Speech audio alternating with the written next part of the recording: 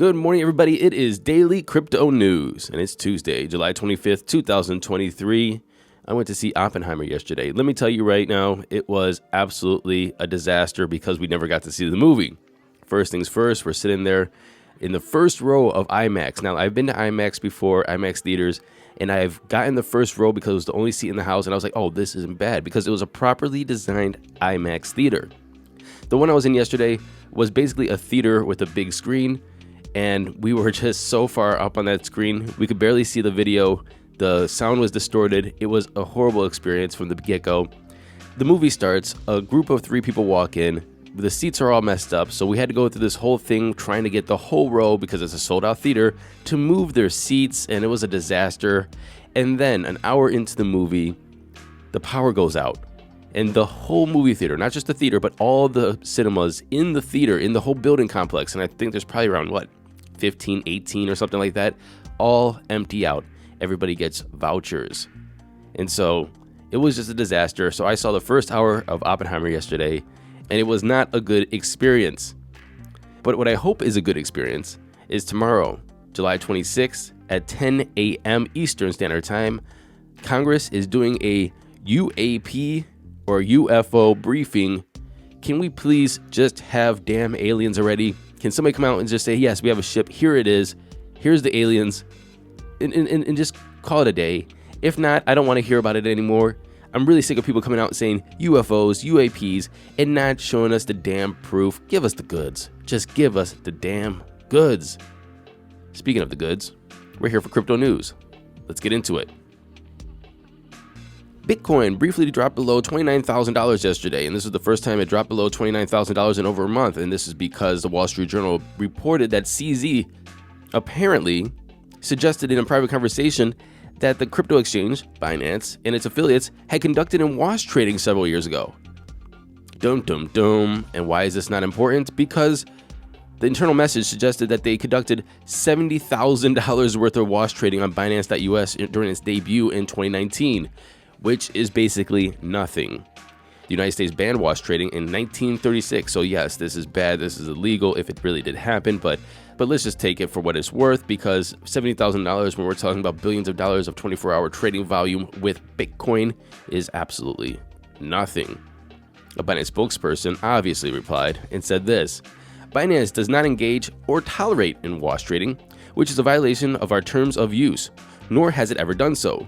Binance has a dedicated market surveillance team that is responsible for reviewing surveillance related to potential abuse and or manipulative behavior, including wash trading and trade price manipulation.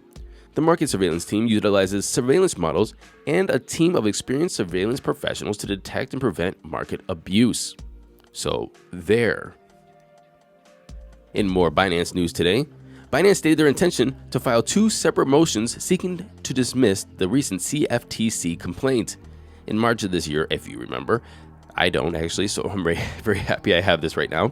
In March of this year, the CFTC made a lawsuit against Binance, accusing Binance of violating the Commodities Exchange Act and certain related federal regulations. The deadline for filing these motions to dismiss this case is set for July 27th. And in even more Binance news, Binance's acquisition of Sakura Exchange Bitcoin, SEBC, they did this in an undisclosed deal last November. And Sakura is spelled Sakura. And because of this acquisition, they'll be able to start offering full services for Japanese users in August. See, in 2017, the FSA, or Japan's Financial Service Agency, introduced a registration process for cryptocurrency companies. Operating in the country requires a company to file with the regulator. Since then, the agency, at least twice, once in 2018 and once in 2021, warned Binance of operating in the country without a necessary license and permission. So basically they said, test us. Binance did not want to test them, bought a company so they can move in legally. Moving over to Russia, the president of Russia, President Vladimir Putin, signs the digital ruble bill into law. And it's granting legal authority to the Bank of Russia, the country's central bank, to serve as the platform operator for the central bank digital currency, or CBDC.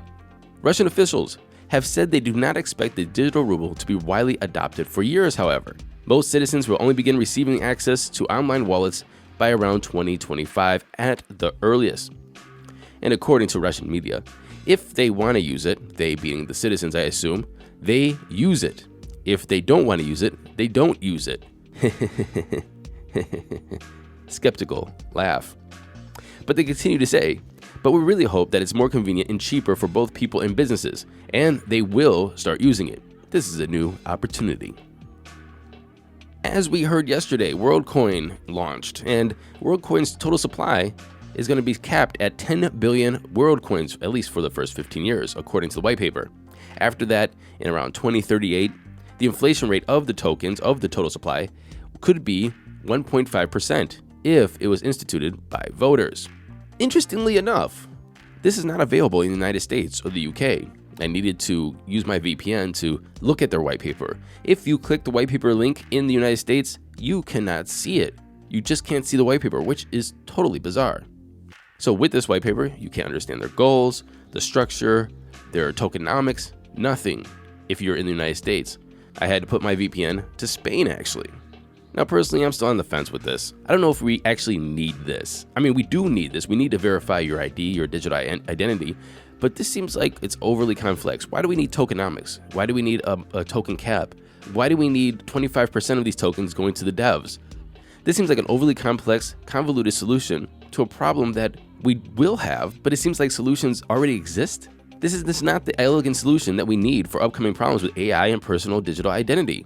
Look, Apple ID, like it or not, centralized, I get it. We like decentralization here. We like, putting stuff on the blockchain, but Apple ID already exists. It's leaps and bounds ahead of everything else. You just say confirm with Apple ID, double click the power button, and use Face ID. It's elegant. Now all we need to do is have everybody or companies use this as the digital ID method. Put everything in there, in your Apple Wallet, your driver's license, your insurance cards, your whatever you need. Log into Twitter. Make sure that if you're logging into ChatGPT or Midjourney or anything else where you might be making AI generated content, that we know that it's you, and then also that we know that there's owners of this digital stuff. And then maybe if you make digital content of other people, you have to tag them and make sure that they are verifying that it's actually them. Without the verification, maybe there's plausible deniability. But all I'm trying to say is that these solutions exist in a more elegant fashion. If it's Apple, if it's Google, if it's actually other companies around the ecosystem that are making their own proprietary systems. I'm just confused. Even though maybe blockchain is the way, maybe zero knowledge proofs is the way, why do we need a coin? Now, I'm not the only one that's skeptical about all of this. Vitalik Buterin is also skeptical, and obviously Vitalik Buterin is the co-founder of Ethereum. He said, to obtain a world ID, a user must scan their iris with a device known as an orb. Vitalik Buterin alleges that we have no way to verify that this whole system was constructed correctly and doesn't have any backdoors. The Worldcoin Foundation still has the ability to insert a backdoor into the system, then it create arbitrarily many fake human identities. Imagine if you were just cloned, your ID was cloned over and over and over again to get credit cards, get loans, just defraud people in general, maybe steal your own ID and your savings and so on and so forth. He says, in quote, "It doesn't seem like specialized hardware systems can do quite a decent job of protecting privacy. However, the flip side of the specialized hardware systems introduce much greater centralized concerns." Anyway, I understand the centralized concerns. However, I just don't understand what they're trying to accomplish and why they're trying to do it so, convolutedly, especially since models already exist. And if you could just take those models, Apple ID, and the functionality of that, and throw it on a blockchain, then isn't that better? Now, I know whoever's listening to this is probably going to say, well, what about the UBI of this? But then we go into the tokenomics and the token prices. Where does the price come? Just speculation? Is there going to be kind of revenue generation? Is there products that's going to be built around this Worldcoin? I still don't understand why this exists. Maybe I'm just too dumb to figure it out. It is Sam Altman that's making this, and he's not a dummy. So maybe it's just going over my head. Lastly, I just want to point out WeChat. WeChat, obviously the messaging, social media, do everything app in China, has a digital ID function. Basically, you buy your tickets, you buy your train tickets, you buy your taxis, you buy your food, you do your banking, you do your commerce, all with WeChat. It's almost like an integrated digital ID system. This already exists. Again, I'm still skeptical. Please convince me otherwise. Bookings at todayinweb3.com. Now let's get into those crypto prices. Here we go. Money talk. And the time is 9:12 a.m. Eastern Standard Time. Litecoin's halving is about a week away, 7 days and about 18 hours. It's going to happen on Wednesday, August 2nd, 2023 at around 5 p.m. GMT. So get ready for the Litecoin halving. Also in some price news, VC giant A16Z has been sending over $1 million of MakerDAO's governance token, Maker, to his Coinbase every day last week, sending about $9.7 million to Coinbase, which in return has been dropping the price because of massive sale pressure. I don't know what they're doing with it, but looks like they're going to be $9.7 million richer, which like they really need the money, but looks like they're going to have $9.7 million more in their pockets from MakerDAO sales. The Fear Greed Index has dropped to 52, still in the neutral zone. Bitcoin is in at $29,126, down about 0.3% in 24. Ethereum's at $1,854, pretty much even from yesterday. Tether's number 3, Binance is at $238, pretty much even from yesterday, and XRP is down 1% at 69 cents. Rounding off the top 10, we have USDC, Doge, Cardano, Solana, and Tron. The total market cap is at 1.17 trillion, pretty much even from yesterday. Bitcoin dominance of 48.4 and an ETH dominance of 19%. And that was our show today. Again, you can email me, bookings at todayinweb3.com. And remember, always go to wherever you're listening to this podcast or on YouTube. Click 5 stars, leave nice comments. It makes me feel happy. I like to read them. I'll read them online too. And it allows people the confidence to click on this show to know that they're going to get amazing daily crypto news. It says it right in the name. Until tomorrow, happy hodling, everyone.